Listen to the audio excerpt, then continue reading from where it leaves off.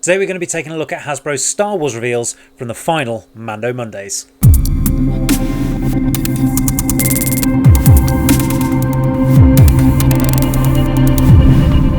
Hi, I'm Chris Cook, your host for Toys of the Jedi. Now on today's show we're going to be covering all of the reveals from the Black Series and the Vintage Collection on today's Mando Monday. Now, seeing as today was the last one of these, I was expecting a bit more from Hasbro. Anyway, we've got what we've got, so let's cover those. The other thing I wanted to discuss was things from last week's episode of The Mandalorian. So if you haven't seen that, do be aware of spoilers, but I'll give another heads up of that when we get to that section of the story. Anyway, without any further ado, let's get into those reveals. Now, kicking off with the Black Series, we're going to start with the Mandalorian Darksaber Force Effects Elite Lightsaber. This is looking absolutely fantastic from the, obviously something that traded places a couple of times over the course of the saga. When we started this series, it was in the hands of Moff Gideon, and it's obviously quite an iconic weapon in itself.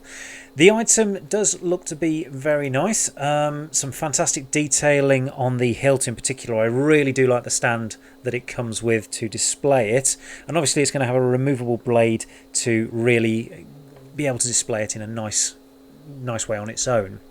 The blade does glow on the outside by the looks of it, again to replicate what it does in the show.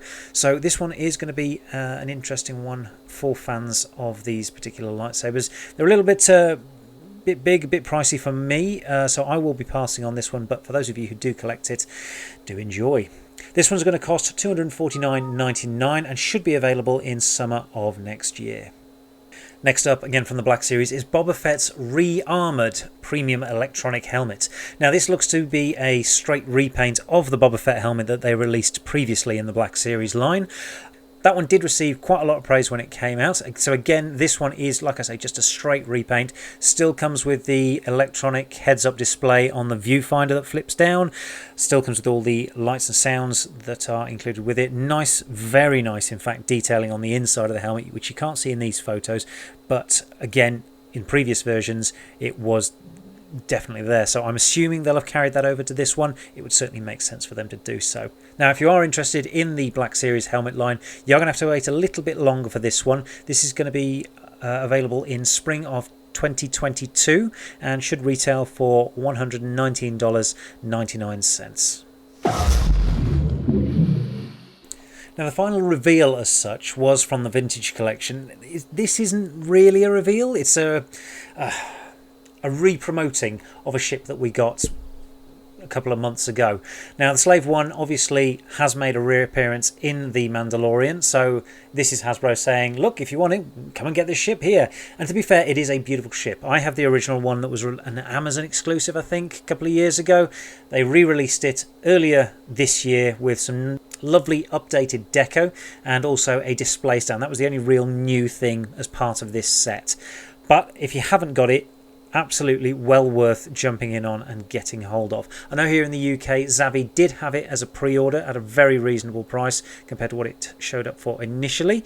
This may be them saying that this is going to be available again. I think Entertainment Earth, they're saying, did have it, but when I looked earlier, it was already pre-sold out. So not entirely sure as the logics behind all this. Maybe it's a case of it'll be made available again as of today, but yeah, your mileage may vary on that.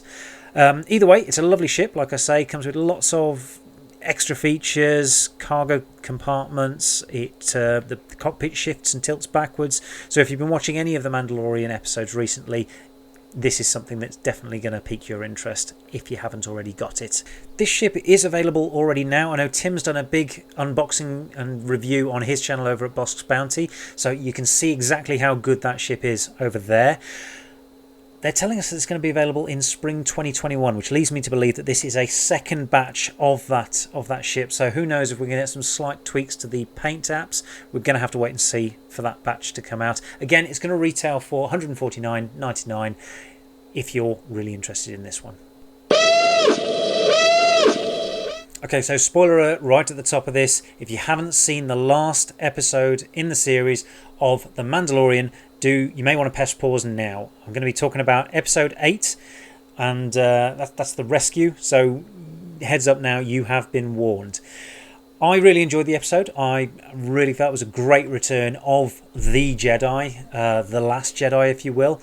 I was really pleased to see Luke Skywalker come back into it and be the Luke Skywalker that I imagined playing with as a kid when I had my action figures out, and you know, you're down on the carpet, you're having all those adventures. This was the Luke Skywalker I imagined, not the version that we got in a certain other film that was released a couple of years ago and recently celebrated an anniversary.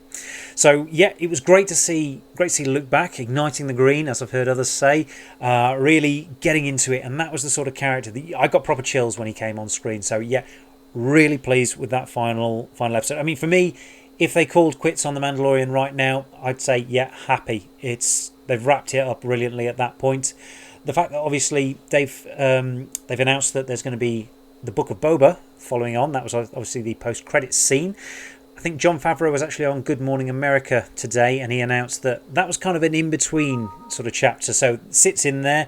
You can watch that, and then once they've completed production on that, they're going to go into production on season 3 of The Mandalorian. So plenty to look forward to there. Really, really can't wait.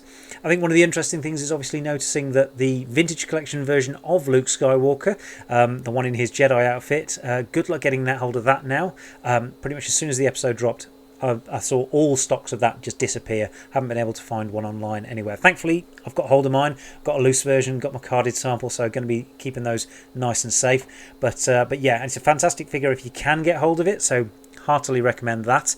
But all in all, it was a really great episode. I think the other part that they did incredibly well in this was actually the siege of Moff Gideon's ship. Now, you've got the 4 strong female characters in Cara Dune. You've got Bo-Katan. You've got Sasha Banks' character, whose name escapes me at the moment, and you've also got Fennec Shan. Now, I thought this bit was absolutely fantastic. They stormed the ship without having to strike poses every 5 minutes like they did in Avengers Endgame, where it really was a case of this is our moment. I wasn't a huge fan of the way they did that, but excellently handled in this. The characters spoke for themselves as they were storming through. Really just hammered on through, strong throughout, and looked really cool. As a result, I really, really want all of those 3 extra characters in the Vintage Collection that we haven't got at the moment. Black Series obviously got Bo-Katan announced last week, got Cara Dune in that line as well, so hopefully those other 2 characters are going to be coming fairly shortly in the Black Series, and all 3 of them in the Vintage Collection. You've got to assume that Hasbro are on the pulse with that and got those in the pipeline. All in all, excellent episode. Strongly recommend you going and watch it if you haven't already. And that's our show for this week. If you haven't already, do please subscribe to the channel. It really does help us grow. We just passed 300, and like I said previously, when we get to 500, I will be doing a giveaway, so you obviously want to be on board for that. It will be something quite nice. Also, do click like on the video as well. That really helps us. And yeah, we're going to be having a little bit of a break due to the Christmas period, but I'm hoping to get something done in between Christmas and New Year. Just get a video out there for you. I've got plenty of ideas for what will be interesting. So yeah, plenty for you to look forward to. Anyway, if I don't speak to you before, have a wonderful Christmas and New Year. And yes, until next time.